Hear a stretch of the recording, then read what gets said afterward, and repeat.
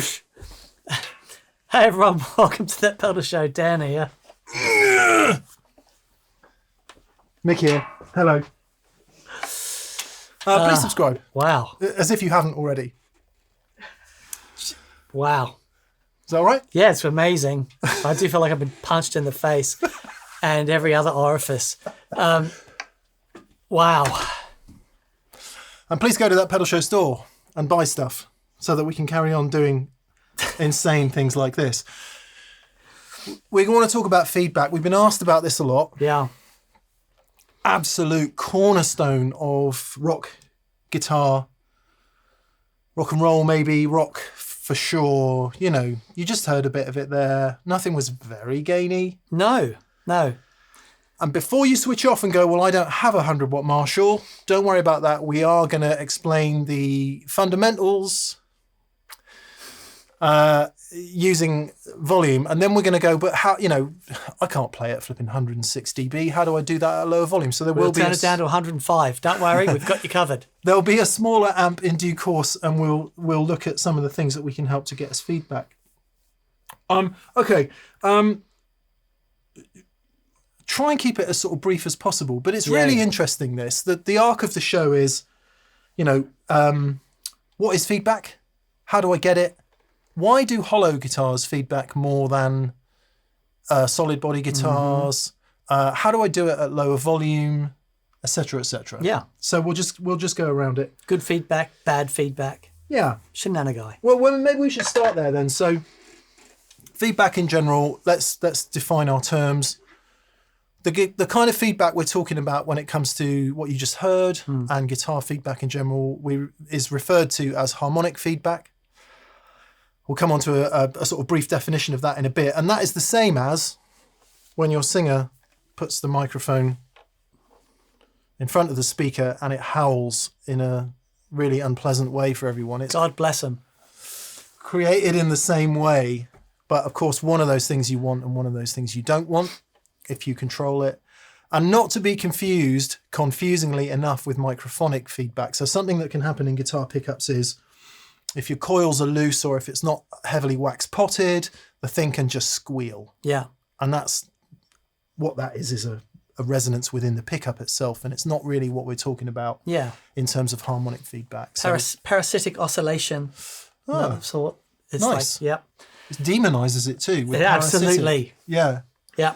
So really we're talking about harmonic feedback. And harmonic feedback is this. I'm going to read this out so I don't get it wrong. It's as good a definition as I've heard. And it's from Dear Seymour Duncan. What a legend. Seymour Duncan says, what is feedback? It's a vibration kept in motion by means of energy other than the primary source. So what's the primary source? Barbecue, generally. So the primary source in our sense will be the note that you're playing. So let's get a primary source going then. I'll turn the amp down. Daniel will give us a primary source and you'll hear what will happen to a primary source under lower volume conditions.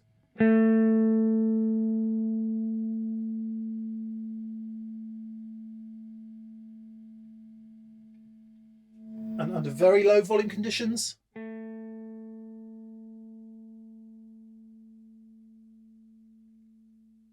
Listen to that sustain. It's pretty good sustain actually for not many dBs. The energy that you give it via the pick eventually dies away. Yep, dissipates, and there's no other energy going into it, right? So what we need to do is introduce a secondary source. Right. And a really great secondary source is the volume coming out of a 4x12 cab. Powered by a 100-watt Marshall. We will come on to a quieter amp in a minute. So, Dan, if you would give us our primary source again.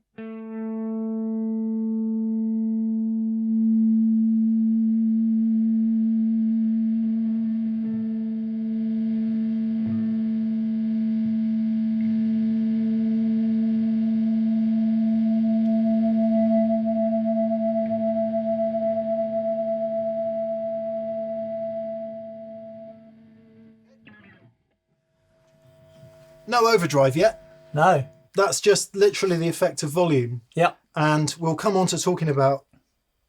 the thing we affectionately refer to as clean volume in a bit. Yeah. But so how is that happening? He's making the string vibrate. Mm-hmm. The amplifier is making it louder. The speaker is pushing out sound, and the string is resonating in sympathy with that. That's right. So the frequency that is coming out at is the same frequency that I picked. And then that frequency, this is ringing in sympathy with that frequency. But because of the energy of the amplifier, that's giving more energy into the string, and we get this feedback loop. Now, there's two things that run parallel here. We will come on to talk about harmonic order. Yes. So the frequency at which the feedback happens becomes all relevant in a sec. But what we're going to do now is what you will associate harmonic feedback with is overdrive and distortion. Yeah. So we'll add some overdrive and distortion. And what does that do? So the overdrive and distortion adds harmonics into the tone. When we play a clean tone, the fundamental, that first note, is very prominent. So when we play a note, we're not just hearing that single frequency. There's loads of harmonics within that. But when we play really clean, those harmonics are lower. When we add distortion, we lift up those harmonics as well. So when we add energy then back into that, we get the harmonics start resonating in sympathy as well. And is it my understanding that it takes less energy to set the higher harmonics off? So at a certain point, there are two things to consider. You've got the tension of the string, right? So we'll get to a point here where the string is nice and loose and we get energy and it's easier for that to push. But if I get down where the string is the frequency is so low that there's too much energy to go in there. To push the fundamental frequency. And then frequency. I'll get up to a point where it's high, where the tension there is too much energy to push that into feedback. So there's a range where it's, if I want to get feedback up high, I've got two things, lots of distortion and sustain, then a lot more energy coming from here. And that's not, let's hear it, and then we'll explain in a sec. We'll use a tube screamer. The reason for that will become ever more present in a minute. But so where we were, we'll add distortion to the mix. I'll turn the drive up quite high, and you'll hear what happens. Actually, I don't need to be stood up. I can be sat down. So I'll put it on while he plays. Okay. So where we were. Same note.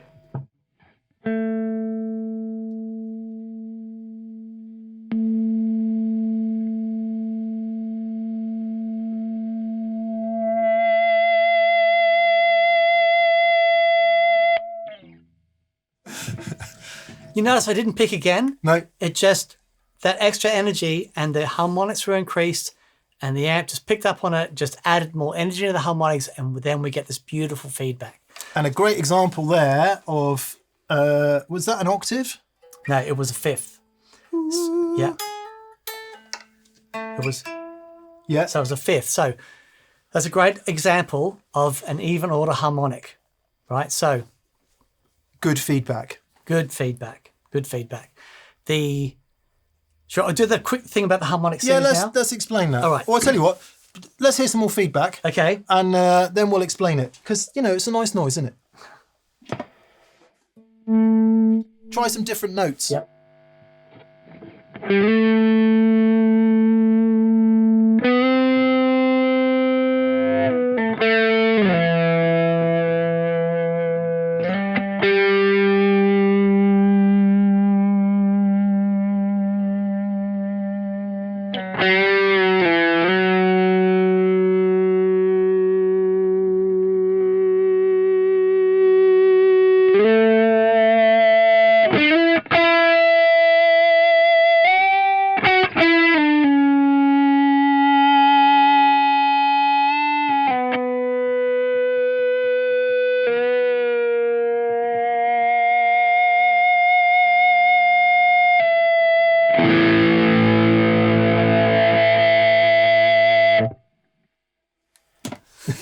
You're right, Catherine.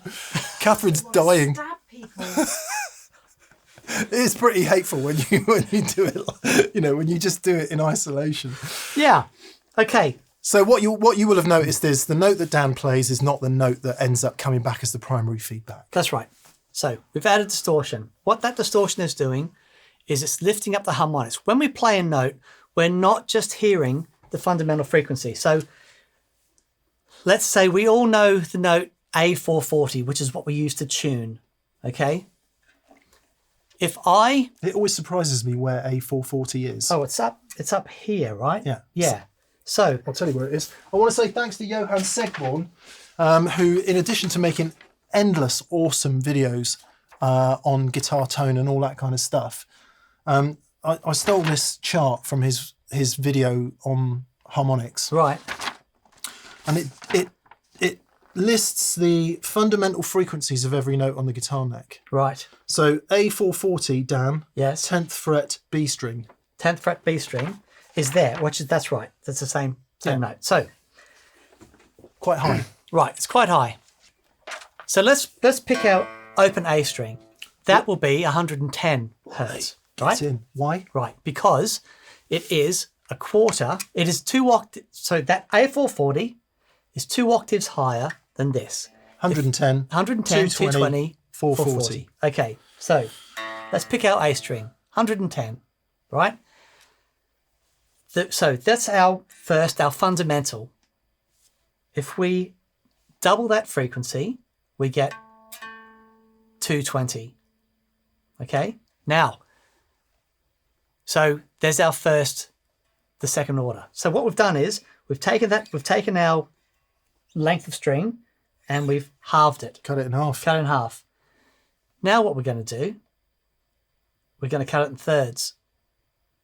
So if we take the string and we cut it in thirds, we get the first odd order harmonic. Then we're going to cut it in quarters. We're back to an even order harmonic, which again is we're back to A440. Then we're going to cut it in fifths and sixths and sevenths. So what happens is your string is putting out all of that. Yeah. So let's make the math really simple. Let's call it 100 hertz, right? 200 hertz is going to be an octave. 300 hertz is going to be the fifth. 400 hertz, an octave again. 500 hertz is going to be a perfect fourth. 600 hertz, then we start to go down to a major third. 700 hertz is going to be a second, and on and on and on it goes. So now what is really cool about this happens in nature. This is a very natural process. Everything has harmonics. You have a slab of concrete and you hit it, and then the center of it, you hit it, and you can get a harmonic from it. But this is something that happens. Anyone that's done physics will know that this happens in nature. So hearing it with what we're doing and hearing those second order, third order harmonics come out as we're playing just shows you that as we add the distortion and we add energy into it, depending on how the guitar is resonating, we start to hear these notes come up. But all of those notes, unless we get into like parasitic oscillation, any harmonic feedback, it's part of that harmonic series. And depending where you're stood, the frequency of the distortion, the amplitude of the waveform that's produced in that distortion, so the next thing we're going to talk about is EQ, will determine where that resonant frequency occurs. That's right. Now, let's get this bit done. On a solid body electric guitar, it's quite hard but not impossible to get all of this resonating. Yes. And definitely not impossible, because that's the sound of rock. That's right. However, why do hollow body guitars feedback more than solid body guitars? It's fairly simple, really. The energy required to make this shake and vibrate is much less than it is to make this shake and vibrate, because it's not a solid piece of wood. So even just touching the top, and you can hear the vibration. So if you just leave your hands up, take your hands off the string and just can you hear the overtones? Yeah. Not least you've got all this. Exactly. Whereas if I go and you do the same thing, you can hear all the harmonics jumping out, and that's the acoustic quality of it. So when that energy starts to get put back into the guitar, when the energy gets put back into here, it's got to make the whole guitar resonate, the string resonate. As soon as the energy hits that top, the whole guitar starts shaking. And anyone that's done this with a hollow body at volume will know how the guitar physically shakes. Moves. And like you will feel the air coming out of here as well. Yeah, which completely. Is crazy. So it's in tune enough to make the point. Dan, if you can, we'll just leave the amp where it is. It's quite loud. It will resonate with the SG, but it shouldn't go that far into resonant feedback. Yep. So.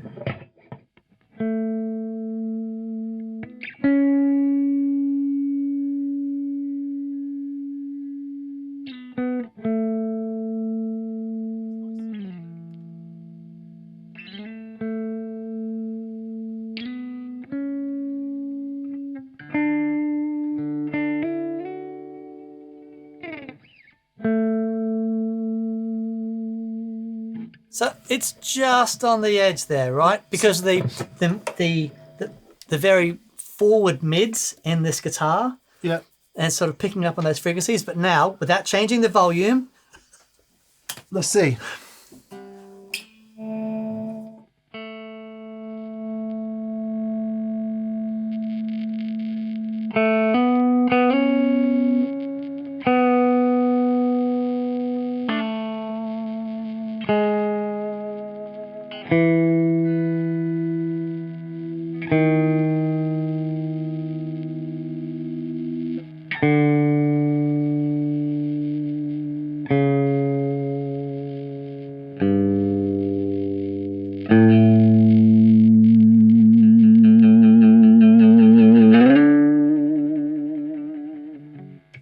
Remember, we're still talking about a clean tone, so that's actually not bad, not as bad as I was expecting. If it was an acoustic guitar, it would be all over the place. But if we now add our friend the Tube Screamer into the affair,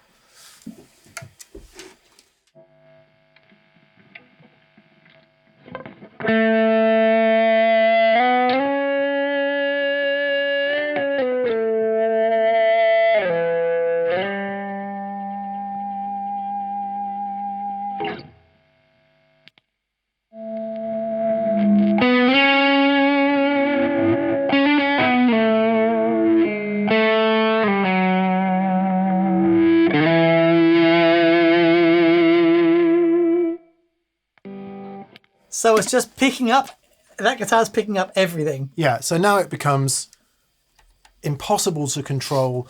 The secondary energy source is pushing this further than it's willing to play with. Yeah. What we then get is uncontrollable feedback. You can't really use it musically. Well, you could actually. If you went back on the volume control.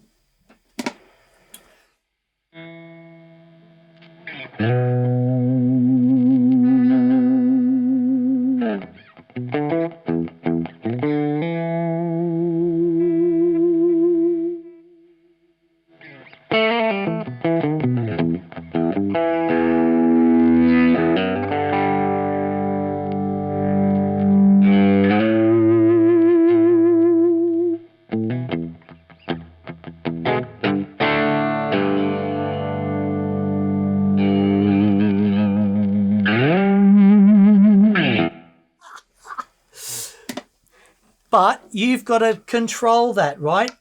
So what by going back on the volume control, what Mick is doing is limiting the amount of energy that comes from the amplifier that is transferred back into the guitar, back to the amp. He's putting a choke between the guitar and the amp to say, okay, all this energy coming out, I'm going to tighten it up here, just to limit that. But with it off, it's like, yeah, uncontrollable. And another way you could reduce the effect of that secondary energy source is to stuff this thing full of, I don't know, bubble wrap.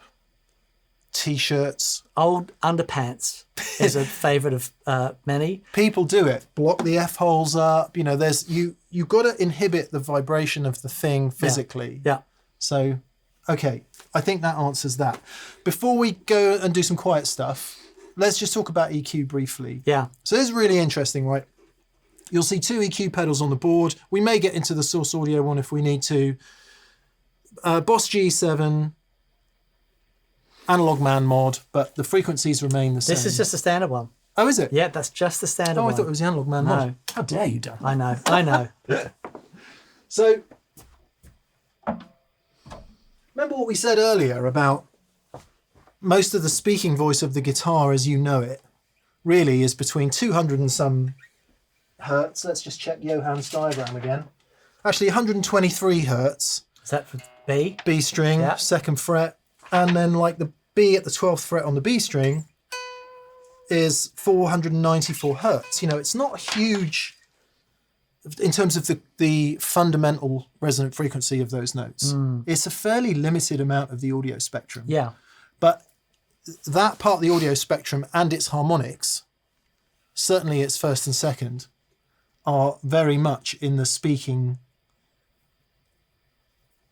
bit of our human hearing and Yes. what we've come to associate with the great sound of guitar. Yes. So we're sort of fortunate, really. Thusly, Dan, what did we?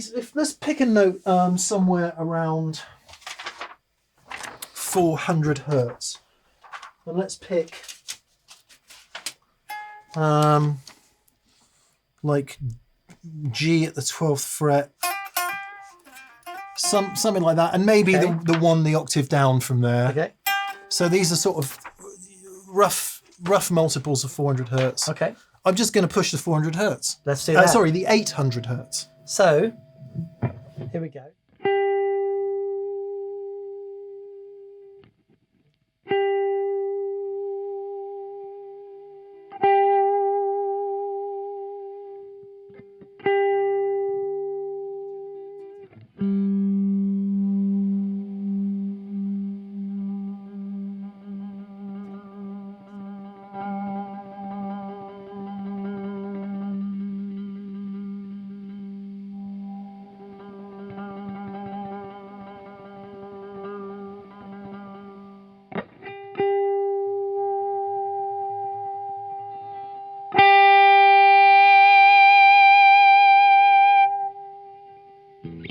There you go.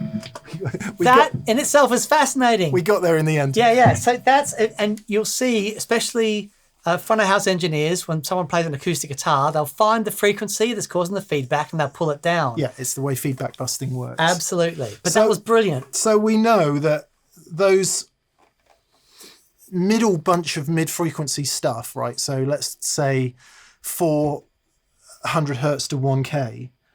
We know these frequencies because they are the frequencies in our famous overdrive pedals with mid pushes. So the Tube Screamer, for example, has a mid push at About 800 hertz. So depending on which one, somewhere around there. Klon. 1K. Okay, well, we don't have a 1K on here. We can get to there in a sec. But if we just turn the Tube Screamer on now, and we'll do it with not much drive, but a lot of level, you'll hear, well, one thing you'll hear is the bass drop away a bit, but you'll hear this pronounced mid-hump.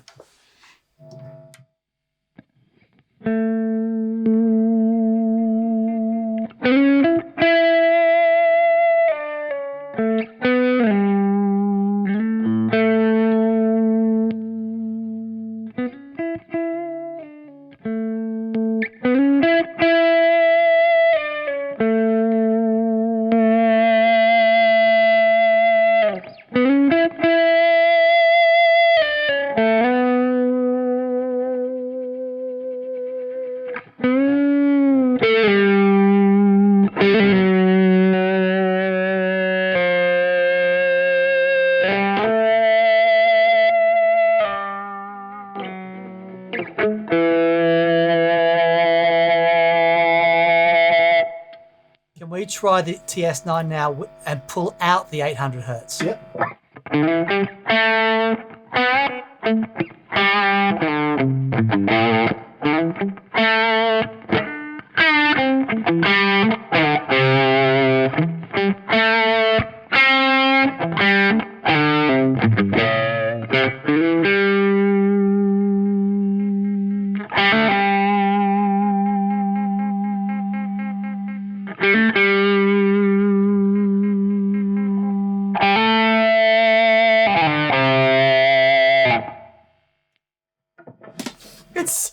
I know it's awful, but it's so much fun. It's because it's effortless. But just do that exact same thing again. Yep. Instead of those middle bands we know that are very harmonic resonant frequencies for guitars to push because of where the clon sits and where the tube screamer sits, I'm going to push some frequencies outside of that, like very low, very high. Yep. And listen to what that does. Okay.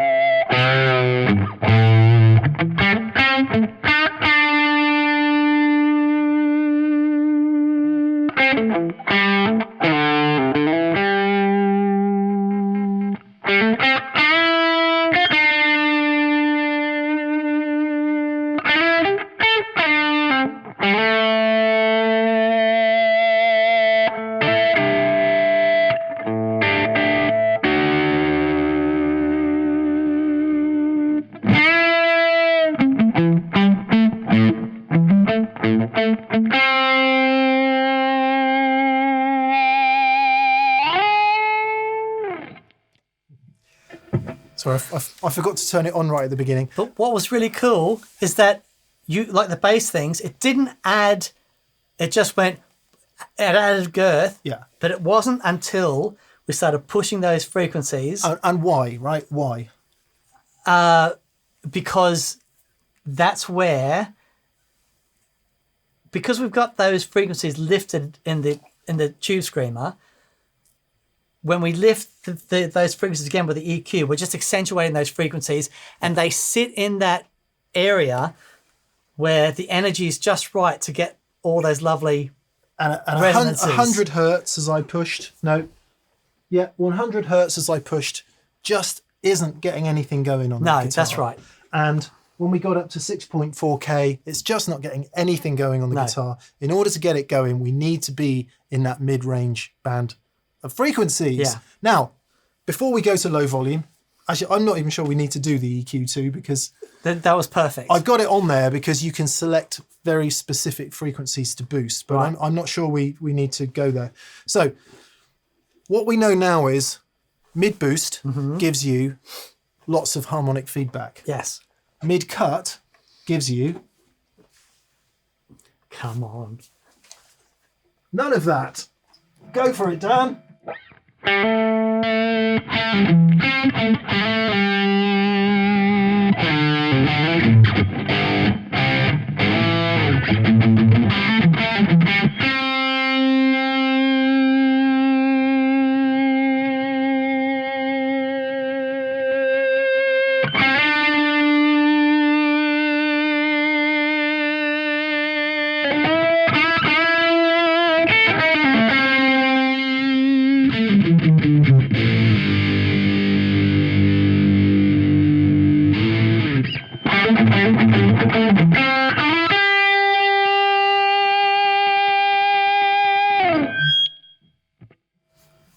So what we got there, we've got loads and loads and loads of really, really heavy hard clip distortion. Yes. And that was also causing a bit of microphonic feedback in your bridge pickup. Yeah. That's what that horrible high pitch thing was at the end. But what you saw on the Shredmaster there, we love it. With the contour round here, it's doing an EQ curve, something like this. Okay. It's scooping out all of those mid-range frequencies that we know create the harmonic feedback. As you push the contour back around, you're doing that. Nice. Ish. Yep. Ish, you know, we're talking general here. And surprise, surprise, the guitar starts feeding back. Yeah. So that's really the relationship between gain, volume, and EQ. Yeah. You need enough volume to make the guitar resonate. Mm-hmm. You need to push those frequencies at the various places that make the guitar feedback in a musical way. Yep. And as we've come to discover, 400 to 1K-ish. Beautiful. You push those, you're going to get some nice feedback. And we know that that needs to happen at a volume that makes sense. Yeah. The other thing just to say as well, like with the Shred Master, because we have the gain turned up, all of those harmonics, because we're square waving, they're lifted up. Yeah. So they become more reactive. Like when we played to start off with very clean sounds and all those harmonics are much lower. They get quieter the further up you go. Exactly. Yeah. As we turn the gain up, the harmonic series is because we're limiting. Yeah. So everything else is being brought up. Yeah. One thing I want to ask you to do, Dan, before we swap over to a smaller amp and see if we can make this work at lower volume. It's tempting to think this is all about volume, all about distortion, sorry. And that in order to get feedback and to use it musically, you need to be playing heavy rock and doing all of that. Mm-hmm. We want to argue very strongly that in clean tones as well, this relationship of speaker and guitar is fundamentally important in good guitar tone. Completely. Dan, can I encourage you to head off on a nice chordal, clean world? You can. I know you like that kind of thing. It doesn't take a lot to get me going. We're going to put some delay on, a little bit of plate reverb just so that it's kind of nice. It's beautiful. A bit more feedback on the delay. Lovely, lovely. So we might adjust as we go. Right, there's no pedals on. Yep. Like, just to make that point. I might switch some stuff on while we do it. And there's no gain pedals on, just a bit of delay. No. I might turn a boost on at some point, but let's just see how we get on. Okay. I'm literally going to... Anyway, you go for it, mate.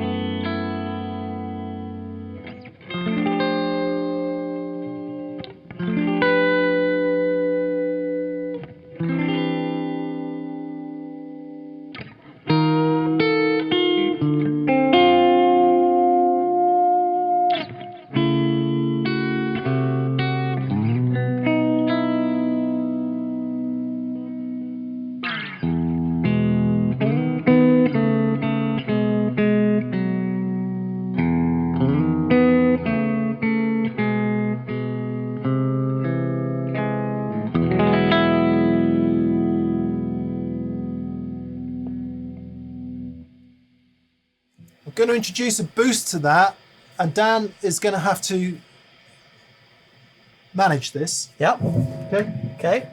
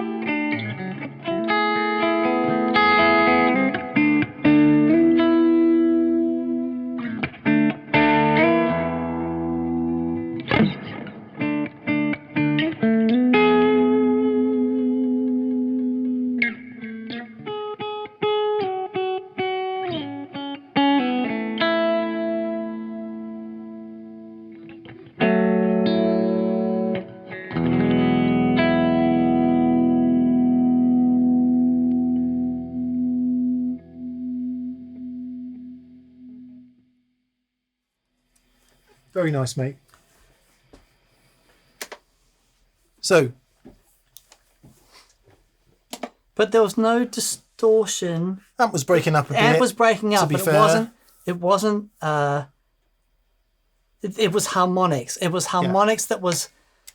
You heard much more than the fundamental That's frequency right. of those notes. That's right. What you also heard was you heard a good proportion of the additional harmonics of the note, the interaction that takes place when you've got a speaker exciting the guitar. Yeah. And that is such a fundamental part of guitar tone that you miss if you don't have the interaction of guitar and speaker. Yeah. Okay, let us take away the 100-watt Marshall and put in a much less powerful amp to see what we can conjure at lower volume. And we're back in the room. Okay, we've gone from a 100-watt Marshall on a 4x12 to a 22-watt deluxe reverb with a 1x12. Now, this amp can be loud, as we'll prove at this moment. Dan, have a try.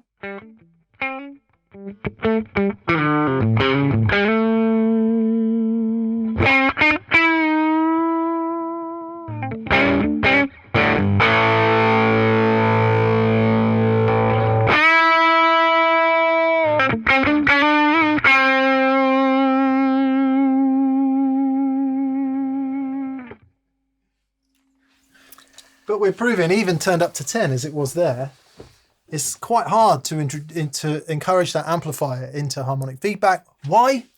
Well, we're just not getting the same amount of energy into the guitar. At the right frequencies. Yeah. So we're going to turn it down to 3 and appreciate that might be... Actually, we might go to 3 in a bit because ours has quite a slow taper on it. Yeah. But we'll see how low we can go and see if we can use some of these tricks that we've learned, i.e. using EQ and using gain to see if we can coax this some harmonic feedback. Now, some of the other things we're going to start talking about is position, right? We mentioned it earlier, but we didn't demonstrate it. I mean, I was walking around a bit and got some. Yeah. Because where you're stood makes a big difference. So let's see, without changing anything, let's see if our 800 hertz trick works on the deluxe reverb. Okay. I'm going to put it on 3.5.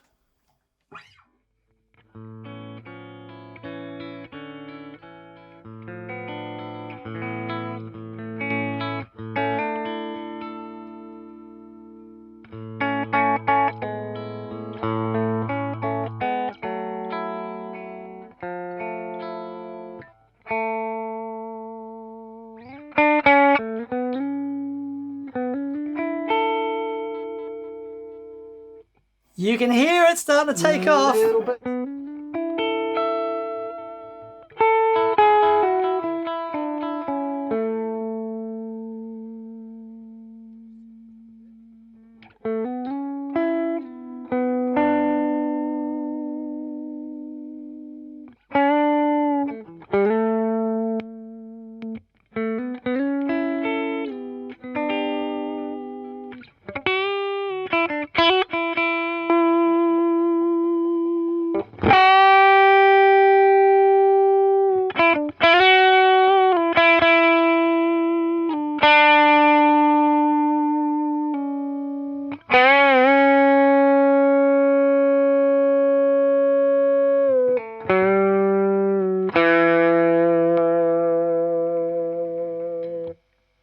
Yeah. So we've stumbled in. We've just stumbled into the laws of physics. It's doing it, but what have we also done? We've added 15 dB Yeah. via the 800 hertz and 400 hertz boost, and the so we're where we were before, really. Yeah. Because we were touching 96, 97 dB. Yeah. Which is still too loud for home. So let's turn those off. What about the old tube screamer? Will that do it?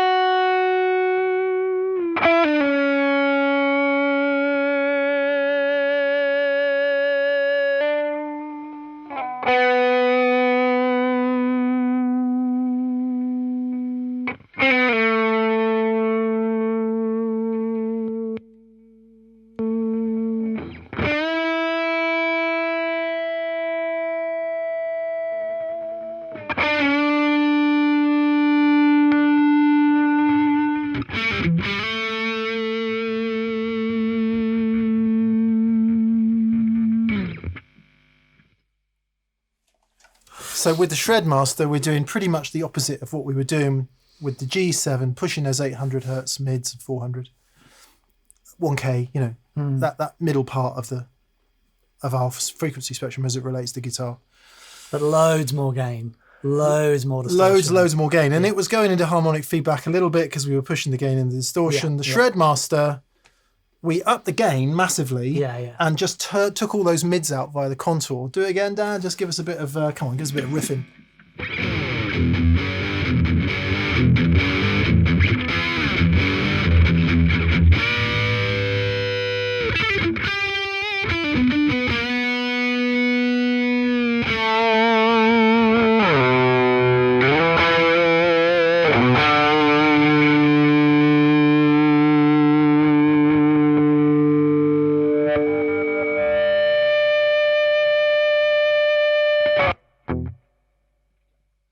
So what's happening here is, because there's no volume, we're not getting the additional energy to resonate the guitar at any significant fun factor. Now, one thing we can do to mitigate that slightly is to play a guitar that's easier to resonate. Yeah. So the Gretsch you heard earlier, which was fully hollow, this is partially hollow. It's got a center section all the way through there, but these bits are hollow. Well known for being problematic with feedback at high volumes, even though they do get used at high volume. But anyway, let's see if this guitar could be coaxed into any better feedback.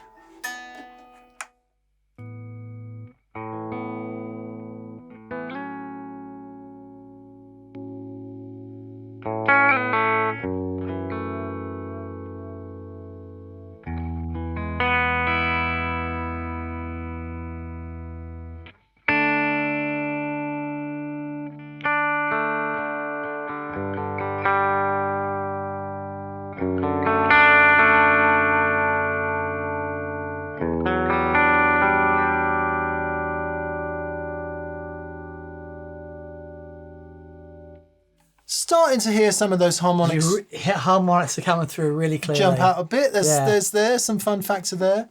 That's with the boost on. Still relatively loud though. I think we've got up to 85 dB there. And we'll try the Tube Screamer.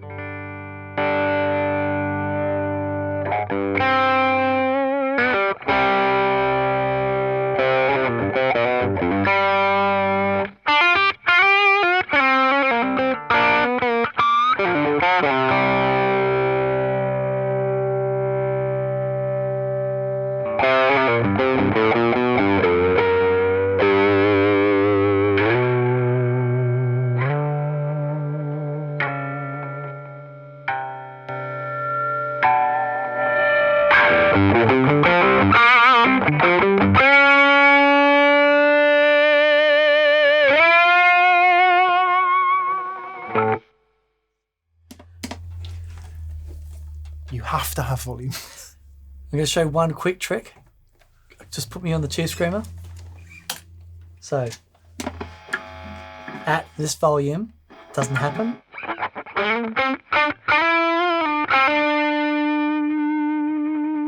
But then I do this.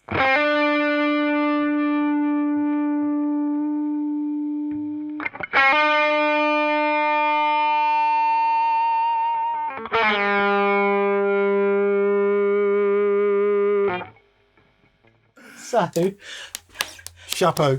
right, Why? physics. I'm using the energy of the vibrating wood of the cabinet to put energy into the guitar, and it starts to resonate. If you've got to get a note out and you're at a gig and everything's quiet, go and put the headstock of your guitar on the amplifier, and you get a bit more love. In case you missed that, that lays every argument that pickups are the only thing that make a difference in a guitar to absolute waste. There you go. It proves that the resonance of the rest of the instrument has a fundamental effect on the sound of the guitar and the resultant noise. Absolutely. Okay. Yep. Yeah. So yeah, we need volume, or at least it's to say we need a significant secondary energy source Correct. to make this thing vibrate and to make the strings resonate in harmony, as it were, or in sympathy, should I say, in order to create feedback. Beautiful. So you can't do it at low volume. You can do it a bit. If you want to do it at low volume, you need one of these. This thing's amazing. So the Digitech Freqout came out years and years ago. The first time Dan and I heard it, we heard Ford Thurston demo it. Remember that? I will never forget that. Yeah. And it was there was an Overdrive pedal demoing it as well. The glass something glass. Yeah. But he is extraordinary. So the cool thing about the Freqout, if you want to get some fun going at very, very low volumes, you can create the feedback artificially within the Freqout. And it's very clever how it does it. We've got no idea how it does it. Go on the website and read about it. But you can choose, right? You can choose your harmonic, as it were. So, Daniel, you can also choose the volume at which the feedback occurs, and you can also choose how easy it onsets. Yes. So if you just play some single notes, we'll turn it on. Okay.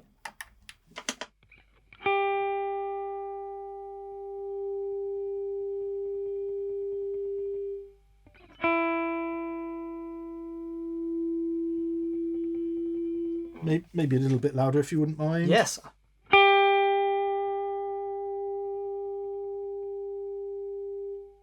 So you can hear that's creating a first order harmonic.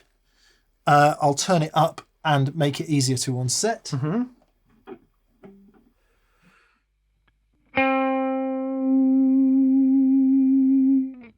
A third.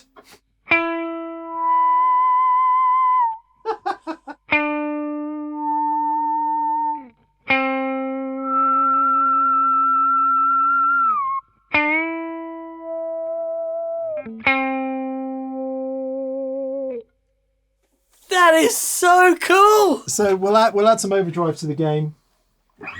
Let's use the shred master, shall we? Come on. Try and get a non-shred sound out of it.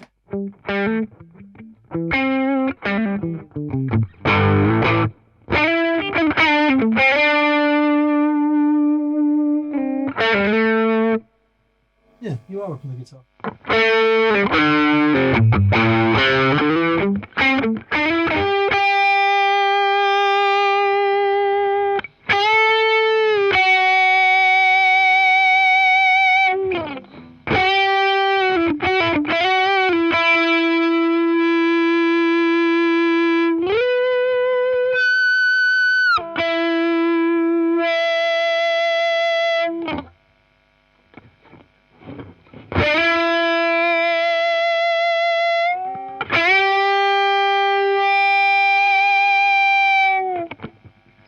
You know what's amazing about that? You would, because do you remember the old Boss distortion feedbacker? Yeah. You'd play one note and it'd like sample it. Yeah. But that, you can bend the note up and it'll take the note, but then you can. Feels natural, doesn't it? It really does. It's so clever. Forgive us if we're misunderstanding something about the shred master, but I'm finding out hard work. So we'll go back to the tube screamer. We'll just put a little bit of gain on and a lot of level. And then what you can also do in the Freqout is, I was pressing the switch to make it happen. You can put it to happen automatically. So I'll try and find a place that works for you. Yeah, please. Okay? Let's just get a core sound going first. Okay.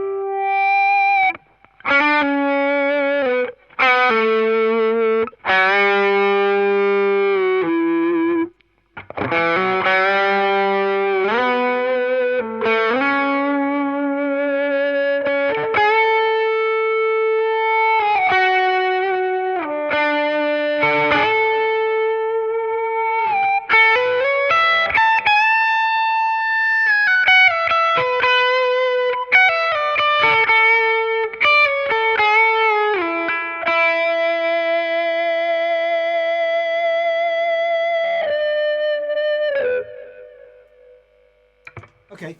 That's really good. What I don't know about this onset control is if it's timed or if it's pick sensitive.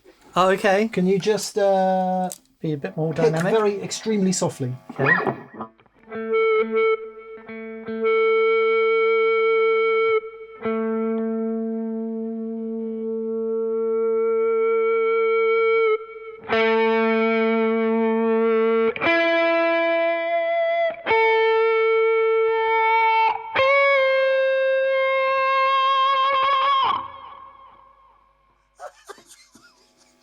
I love that. So I think it's time rather than pick sensitivity. Yeah. And then, okay, so just for the last thing then, here's a boost rather than... So bear in mind what we said earlier about it doesn't just have to be overdrive sounds. You can start this harmonic resonance happening. I mean, it's not going to be as complex as it would be, because obviously if you play a chord and it starts happening, you've got loads of harmonics starting to jump out. But let's just see with a boost if it does it. Okay. With the Freqout? Yeah. Yeah, okay.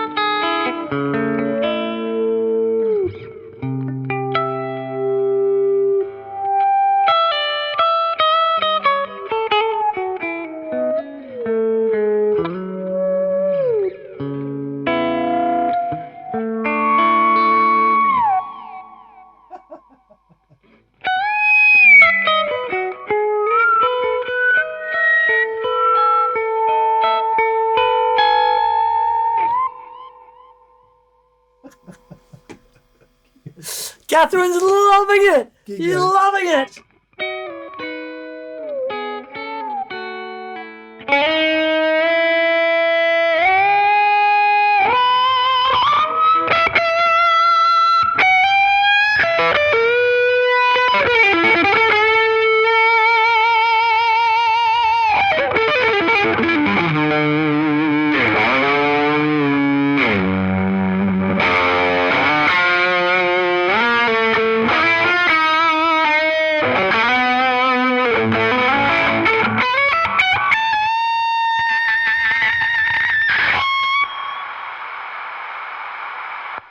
That was the crowd. It was the crowd going wild. That was the crowd.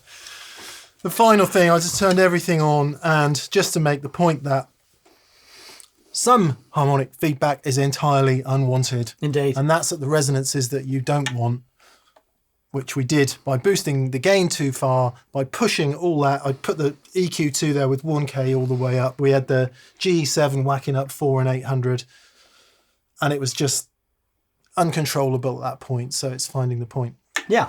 That probably wasn't as exciting as you would imagine a show on feedback to be. Why not? Because it didn't involve lots of rock posturing and going.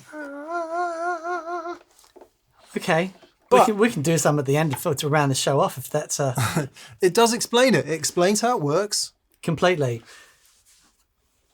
So let's recap, shall we? So the big things are energy. You need a secondary energy source to make that guitar vibrate. It can't just be something else has to enact on this to make it vibrate. Exactly. Like this. Yes. Which is what the amp's doing. Frequency.